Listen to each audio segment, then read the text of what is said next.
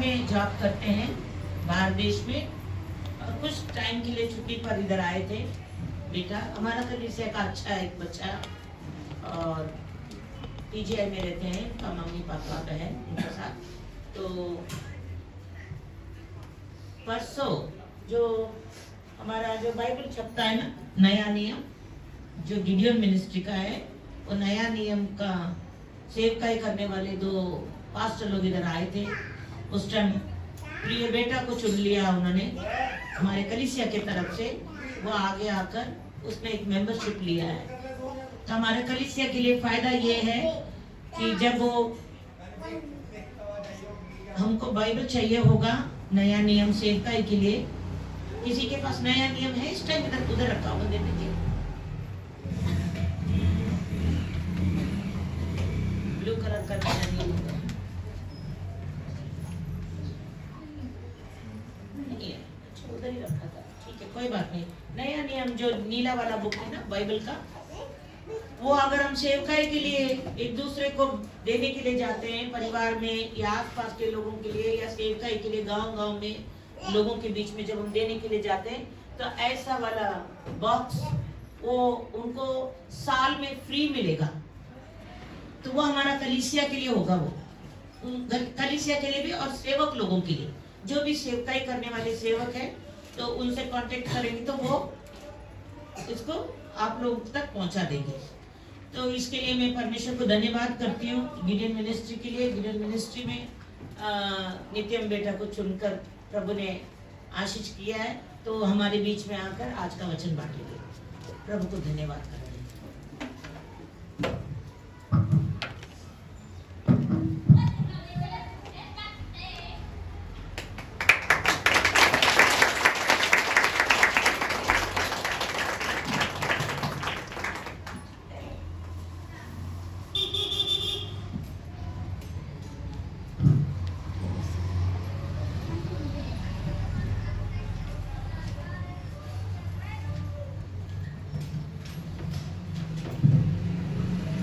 सबको जय मसीह की।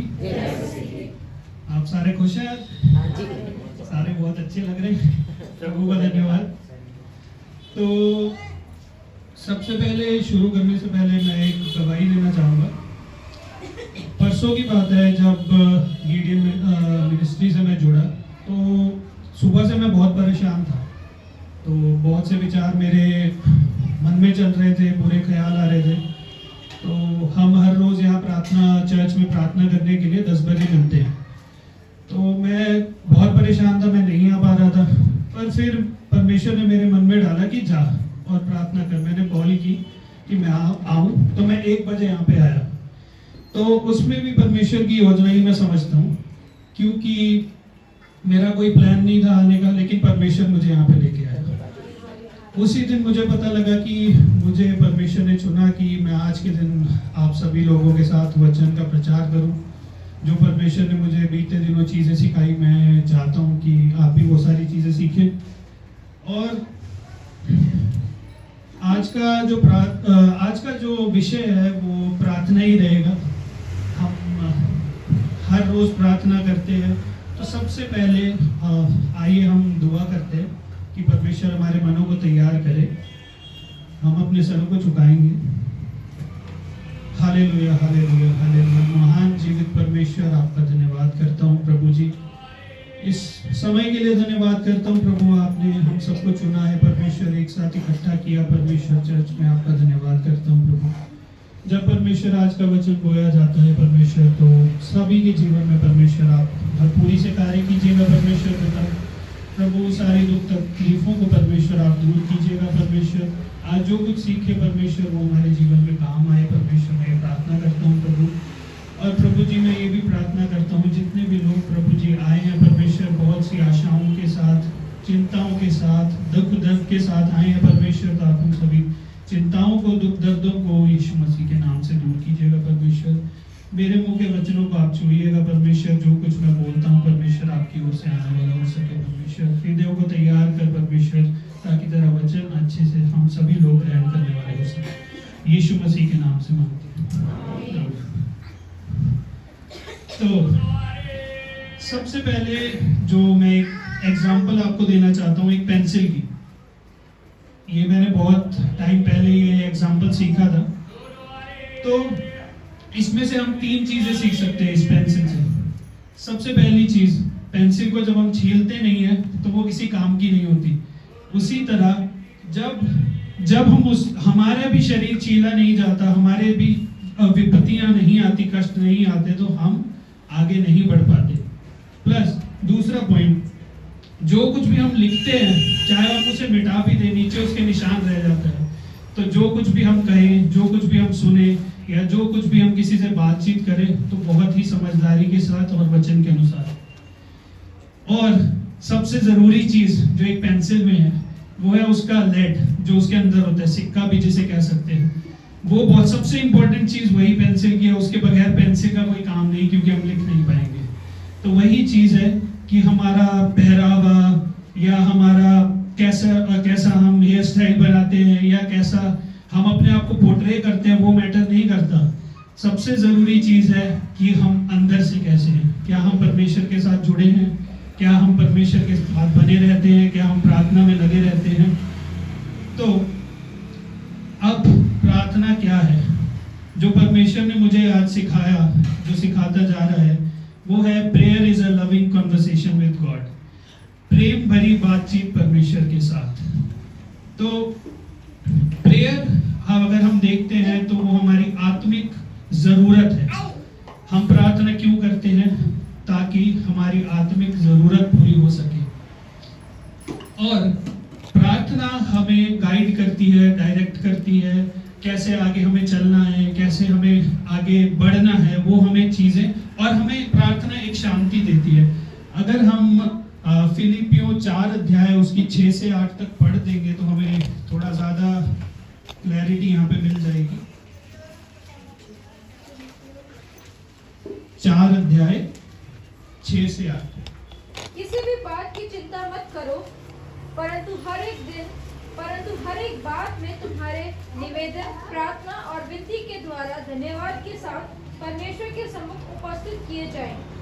तब परमेश्वर की शांति, जो सारी समझ से परे है, तुम्हारे हृदय में तुम्हारे विचारों को मसीह यीशु में सुरक्षित रखेगा।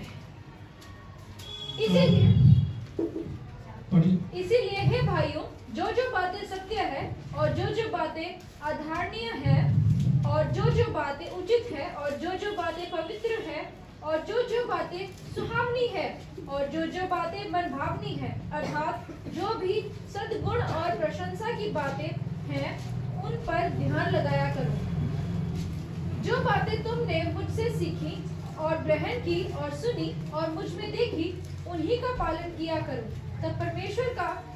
तब परमेश्वर जो शांति का सोता है तुम्हारे साथ रहेगा। आमीन। आमीन। तो यहाँ से अगर हम देखते हैं, यहाँ पे फिलिपियों 4 अध्याय उसकी 6 और 8 आयत अगर हम यहाँ पे फोकस करते हैं, तो यहाँ पर हमें लिखा है कि हमें किसी भी चीज़ की चिंता करने की ज़रूरत नहीं है। हर एक चीज़ जो भी हमारे अंदर है या जो भी हम चाहते हैं परमेश्वर से, वो हर एक चीज़ प्रार्थना के द्वारा परमेश्वर के आगे रख दें, अर्पण कर दें।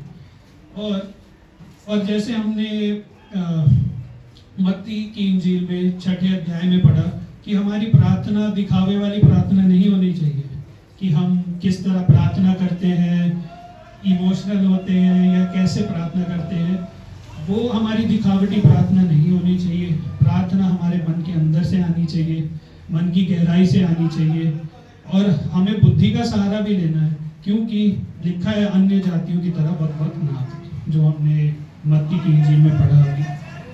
और मैं कुछ चीज़ें बताना चाहूँगा जो हम अपनी प्रार्थनाओं में इंक्लूड कर सकते हैं। सबसे पहली चीज़, अगर हमारे अंदर विश्वास है तभी प्रार्थना है। अगर परमेश्वर पर भरोसा है तभी प्रार्थना है। हम जैसे कई बार हम कह देते हैं कि पास्टर जी आप हमारे लिए प्रार्थना कीजिए, लेकिन हम खुद प्रार्थना कर नहीं पाते अपने लिए। तो यहाँ पर सबसे पहली चीज़ मैं ये कहना चाह रहा हूँ, चाहे किसी और ने भी प्रार्थना की है, चाहे तुम भी प्रार्थना कर रहे हो, तो उस प्रार्थना पर भरोसा रखो कि परमेश्वर वो जल्द ही पूरा करे। और दूसरी चीज जो मैं बहुत जरूरी यहाँ पे समझता हूँ वो है परमेश्वर के पराक्रमी कामों का धन्यवाद करना। हर रोज उसके पराक्रमी कामों का धन्यवाद करना, उसकी स्तुति करना, उसके गुणगान करना हमें हर बहुत जरूरी है। उसके पास धन्यवाद के साथ आओ, उसके फाटकों में धन्यवाद के साथ आओ, उसकी कलीसिया में धन्यवाद के साथ आए। और सबसे आखिर में जो मैं चीज यहाँ पे रखना चाहूंगा वो है कि जो भी हमारी रिक्वेस्ट है, जो भी परमेश्वर से हम मांगना चाहते हैं, वो सबसे आखिर में रखें। पहले उसका धन्यवाद करें, पहले उसकी स्तुति करें, पहले उसकी महिमा करें, प्रशंसा करें। एंड में उसके लिए अपनी जरूरतों को परमेश्वर के आगे रखें। तो जैसे हमने मत्ती सुसमाचार में भी पढ़ा, 6 अध्याय से हम पढ़ रहे थे।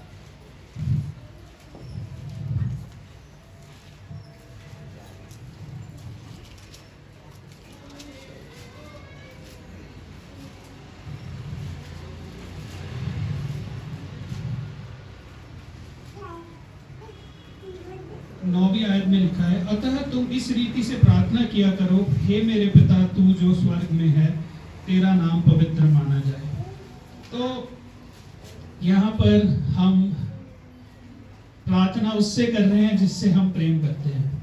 हम उससे प्रार्थना नहीं कर रहे जो हम पे दोष लगाता है या जो हमसे प्रेम नहीं करता। जिस तरह हमने पहले भी पढ़ा कि परमेश्वर हमारे पापों को हमसे बहुत दूर कर देता है और हमें वो जताता नहीं है, बार बार याद नहीं दिलाता। और आगे है कि अपने गुनाहों की माफी को मान लेना प्रार्थनाओं में, और दूसरों को भी माफ करना, ये भी हम अपनी प्रार्थनाओं में ऐड कर सकते हैं। तो आगे सवाल ये पैदा होता है कि क्या परमेश्वर हमारी प्रार्थनाओं को सुनता भी है? कभी आपके मन में विचार आया हो कि यार मैं इतना प्रार्थना कर रहा हूँ, मैं इतनी प्रार्थना नहीं कर रहा हूँ, करवाता हूँ, पर परमेश्वर मेरी प्रार्थना को उत्तर ही नहीं दे रहा। आया होगा, आया है किसी के मन में कि परमेश्वर मेरी प्रार्थनाओं का जवाब दे दे, उत्तर दे दे। तो यहाँ पे मैं आपको कुछ चीजें बताना चाहूंगा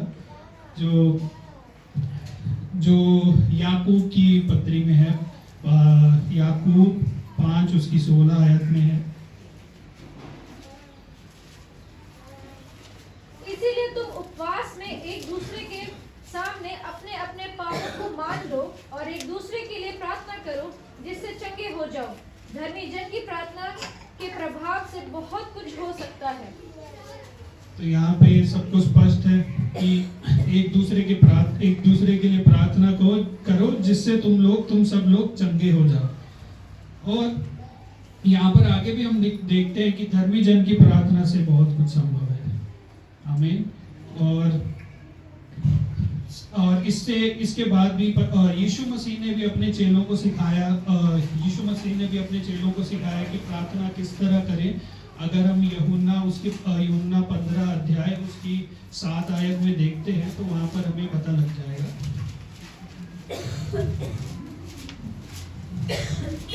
यदि तुम मुझ में बने रहो और मेरा वचन तुम में बना रहे तो जो चाहो मांगो और वह तुम्हारे लिए हो जाएगा।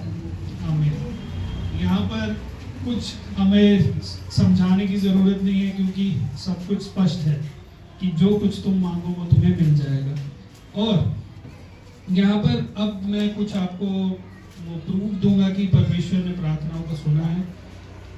जैसे एलिया की प्रार्थना हमने देखी कि 3.5 साल तक बारिश ना हो तो नहीं हुई।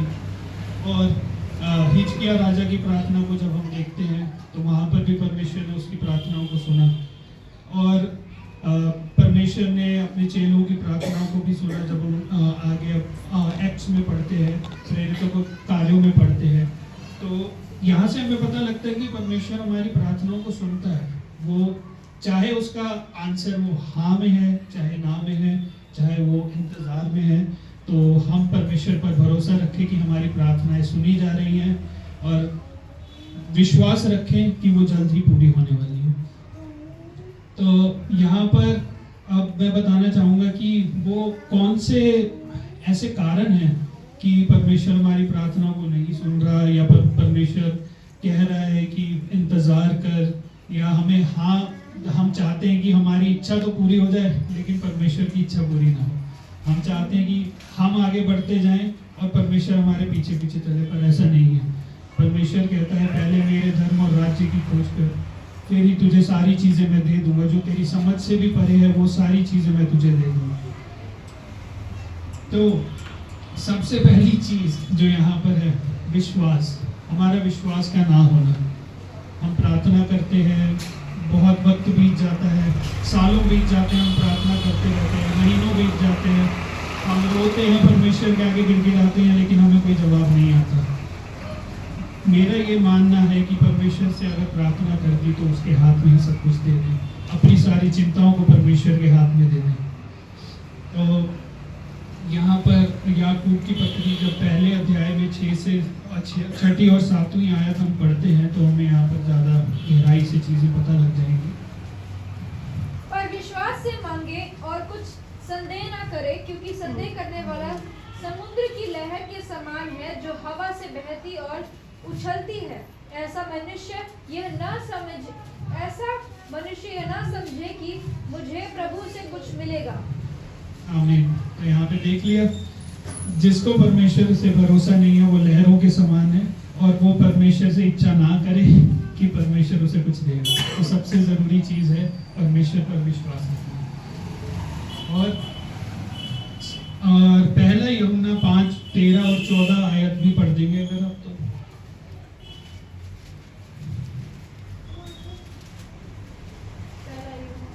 पहला यूहन्ना 5, 13 और 14। मैंने तुम्हें जो परमेश्वर के पुत्र के नाम पर विश्वास करते हो इसलिए लिखा है कि तुम जानो कि अनंत जीवन तुम्हारा है। और हमें उसके सामने जो हियाव होता है वह यह है कि यदि हम उसकी इच्छा के अनुसार कुछ मांगते हैं तो वह हमारी सुनता है। जब वह जानते हैं कि जो कुछ हम मांगते हैं वह हमारी सुनता है, तो यह भी जानते हैं कि जो कुछ हमने उससे मांगा वह पाया है। आमीन। तो यहाँ पर लिखा है परमेश्वर की इच्छा के अनुसार मांगना। तो अगर मैं अपनी बात करूं तो मैं इस जीवन में जितने भी सुख सुविधाएं हैं वो कभी परमेश्वर से नहीं मांगता कि परमेश्वर मुझे घर दे, मुझे गाड़ी दे, मुझे ये चीज़ दे, वो चीज़ दे। मैं हमेशा परमेश्वर को कहता हूँ कि परमेश्वर मुझे आत्मिक उन्नति दे। आप भी परमेश्वर से ये कहें कि मुझे आत्मिक उन्नति दे, ताकि आपका विश्वास इतना मजबूत हो जाए कि आप जो कुछ भी प्रार्थना में मांगो आपको मिल जाए। और हमें परमेश्वर की इच्छा जानना भी जरूरी है, क्या वो परमेश्वर की इच्छा है उस चीज़ में या नहीं है। और यदि तुम मुझ में बने रहो और मेरा वचन तुम में बना रहे तो जो चाहे मांगो वह तुम्हारे लिए हो जाएगा। तो यहाँ पर मैं बोलकर ख़त्म करना चाहूँगा। सबसे पहले परमेश्वर के धार्मिकता और राज्य की खोज करें तो तुम्हें सब कुछ मिल जाएगा। सब कुछ पॉसिबल है। अब प्रार्थना में, निरंतर प्रार्थना में बने रहे। बाइबल भी हमें यही सिखाती है। और परमेश्वर पर अपना संपूर्ण भरोसा रख दें, अपने अविश्वास को दूर करें और बढ़ते जाएं। यही मेरी भी आप लोगों के लिए यही प्रार्थना है कि आपके विश्वास को परमेश्वर इतना ऊंचा कर दे, अब्राहम, इसहाक और याकूब से भी ऊंचा कर दे, और अब्राहम, इसहाक और याकूब से भी ज़्यादा आशीषें आपको परमेश्वर दे। आमीन।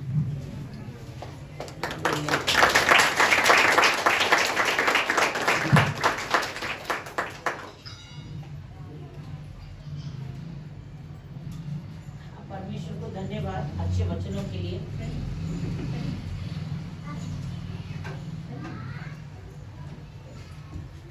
अच्छे वचनों के लिए मैं परमेश्वर को धन्यवाद करती हूँ। मेरे बेटे के लिए हम प्रार्थना करेंगे। इन्होंने ये कब जा रहे हैं? मैं 27 तारीख को जा रहा हूँ, 27 मार्च इसी महीने। तो मैं आप सभी से रिक्वेस्ट करता हूँ कि मैं जब जाऊँ तो परमेश्वर मुझे थामे रखे और मेरी आत्मिक उन्नति होती रहे, मैं एक जगह खड़ा ना रहूँ, और जो कुछ भी मैं चाहता हूँ परमेश्वर मेरी ज़िंदगी में करे वो सब सफल हो। तो मैं ये आप लोगों से चाहता हूँ कि मेरे लिए प्रार्थना करें, क्योंकि कनाडा का थोड़ा हिसाब किताब थोड़ा अलग है। तो प्रार्थना कीजिए कि मैं वचन में ही बना रहूँ। आंखों बंद करेंगे, प्रार्थना में जाएंगे। खड़े हो जाएंगे सब लोग, हाथ उठाकर प्रार्थना करेंगे इनके लिए, इनके तरफ हाथ बढ़ाएंगे, प्रार्थना करेंगे। छोटे बच्चे आप लोग भी हाथ उठा के प्रार्थना करना। भैया कनाडा जा रहे, बाहर देश जा रहे, जहाज में जाएंगे, हालेलुया, एरोप्लेन में, परमेश्वर उनको संभाले ना। उनका आत्मिक जीवन क्या मांगा कलीसिया के अंदर उन्होंने? आत्मिक जीवन, प्रार्थना का जीवन, वचन का जीवन, वचन पढ़ना, प्रार्थना करना और आत्मिक जीवन में बढ़ना। पहले परमेश्वर के राज्य की खोज करना, वचनों के अनुसार प्रार्थना करते हुए, और परमेश्वर सारी चीजों को उनको पूरा करे। और यहाँ का सिस्टम वहाँ का सिस्टम थोड़ा अलग है, परमेश्वर उनको संभाल के रखे। और गिडियन मिनिस्ट्री के अंदर उन्होंने हाथ रखा तो गिडियन परिवार उनको मिले, गिडियन लोग मिले उनके आसपास में, प्रार्थना करने वाले योद्धा मिले, उनका दोस्ती बढ़ जाए प्रार्थना करने वालों के बीच में, आत्मिकता लोगों के बीच में। हम प्रार्थना में जाएंगे। महान परमेश्वर, पवित्र परमेश्वर, प्रेमी परमेश्वर, दयालु परमेश्वर, आपकी दया की दृष्टि प्रभु प्रिय बेटा नित्यम के ऊपर उतारिए खुदा बाप। प्रभु परमेश्वर, आपका बेटा वचनों को प्रचार करते हुए बता दिया प्रभु कि प्रार्थना कैसे करना चाहिए, प्रार्थना का जीवन कैसा होना चाहिए, प्रार्थना में हम कैसा मांगना है, और प्रार्थना करने के बाद कैसे विश्वास कर खामोश रहना है। प्रभु प्रार्थना करते प्रभु जी, ये वचन हमारी कलीसिया के लिए आशीष का वचन ठहराया प्रभु जी। प्रभु प्रिय बेटा को बहुत दाई से आशीष देना प्रभु। आत्मिक जीवन, प्रार्थना का जीवन, गवाही का जीवन, प्रभु वचन पढ़कर प्रभु जी आत्मिकता में बढ़ने वाला जीवन आशीष बना दीजिए प्रभु यीशु राजा। आपका बेटे को प्रभु गिडियन मिनिस्ट्री में हाथ रखने के लिए दिया प्रभु जी। प्रभु इनके आसपास खुदा बाप गिडियन मिनिस्ट्री का आत्मिक जीवन प्रभु जी लोगों को मिला दीजिए प्रभु परमेश्वर। प्रभु अच्छा दोस्ती का प्रभु परमेश्वर मसीह में हो प्रभु यीशु राजा, ऐसा आप इनको बनाइए प्रभु परमेश्वर। इनका पांव प्रभु इस कलीसिया के लिए आशीष का कारण ठहराया आपने, इनके पांव को और आशीष दे दीजिए प्रभु जी। जिस जगह में भी ये जाएंगे प्रभु आशीष का कारण ठहराइए प्रभु यीशु राजा। आपसे प्रार्थना करते प्रभु इनके परिवार को आशीष करना, मम्मी पापा को, बहन को, उनको संभाल के रखना खुदा बाप। और भी प्रार्थना करते हैं इनका आने वाले टाइम में प्रभु जी इनके जीवन साथी को भी आप आशीष करिए प्रभु यीशु राजा।